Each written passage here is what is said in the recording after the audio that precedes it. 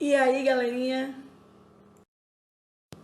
Vamos dar continuidade ao nosso conteúdo sobre a área rural e a área urbana. E vamos falar sobre a cidade e o trabalho. Ao longo da história do Brasil, as áreas urbanas sempre concentraram diversas atividades profissionais, como comerciantes, soldados, religiosos, médicos e funcionários da administração pública. Durante o primeiro processo de urbanização de vilas e cidades, surgiu a profissão de calceteiro. Nessa profissão, as pessoas pavimentavam as ruas das cidades. Atualmente, as ruas são asfaltadas e esse trabalho é realizado por máquinas. Com o desenvolvimento de novas tecnologias, algumas profissões foram se atualizando e outras deixaram de existir. A profissão de calceteiro, que eu expliquei no slide anterior, não existe mais. Assim como outras profissões. Como exemplo, temos o acendedor de lampião e o despertador humano. Para quem não sabe, antigamente não existia eletricidade nas ruas. Então o acendedor de lampião, como mostrei em imagem, vinha com sua varinha e acendia o lampião. Já o despertador humano era uma profissão para que as pessoas não perdessem o horário. Naquele tempo, o despertador ainda não era utilizado. O despertador, como vocês conhecem, que fazem barulhinho. Então, você contratava uma pessoa e ela ia naquele horário, lá na janela do seu quarto, com uma varinha ou com pedrinhas, e ficava batendo na janela do seu quarto para você acordar. Alguns utilizavam esses instrumentos. Eles apenas chamavam uma pessoa que tinha contratado o serviço. As revoluções tecnológicas que ocorreram ao longo do tempo transformaram as atividades profissionais, criando novos setores e assim formando novas profissões. Muitas profissões estão relacionadas ao aumento de trabalho nas cidades e ao desenvolvimento econômico.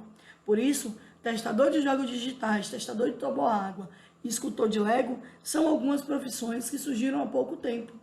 Assim como motorista de Uber, aquele que a gente solicita por meio de aplicativos.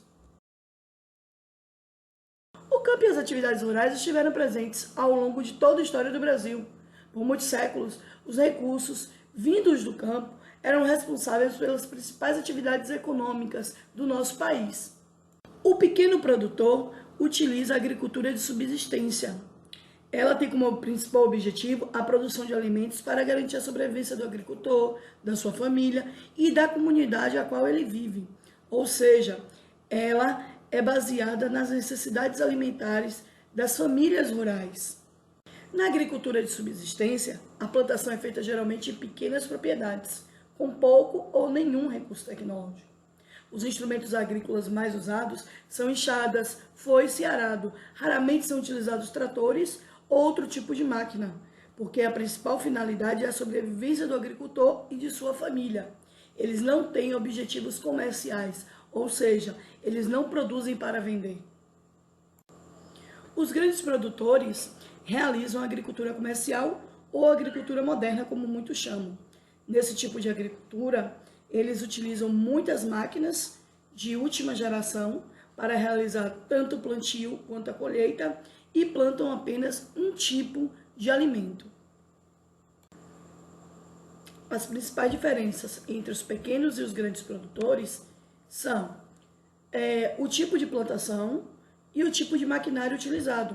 O pequeno produtor, geralmente, ele planta diferentes tipos de alimentos, aqueles alimentos que eles querem consumir. Já o grande produtor não, ele escolhe um tipo de alimento, realiza a plantação em larga escala, ou seja, em grande quantidade daquele alimento, porque o objetivo dele é revender aquele produto e não consumir. Nas grandes cidades, o problema da desigualdade social é visível em muitos espaços, tanto na área urbana quanto na área rural. Essas desigualdades são decorrentes de processos históricos ocorridos ao longo do tempo. Mas não precisamos entrar nesse mérito, não. Precisamos entender o que é desigualdade. É um problema social presente em todos os países do mundo, não é só aqui no nosso Brasil, não. Ela acontece principalmente por conta da má distribuição de renda e da falta de investimento em áreas como educação e saúde. Assim, podemos dizer que desigualdade social é a diferença econômica que existe em determinados grupos, ou seja, entre as pessoas dentro da sociedade. Isso se torna um problema para uma região ou um país quando a distância entre as rendas são muito grandes, dando origem a fortes problemas sociais, como pessoas dormindo na rua, porque não tem moradia, problemas na saúde, problemas na educação.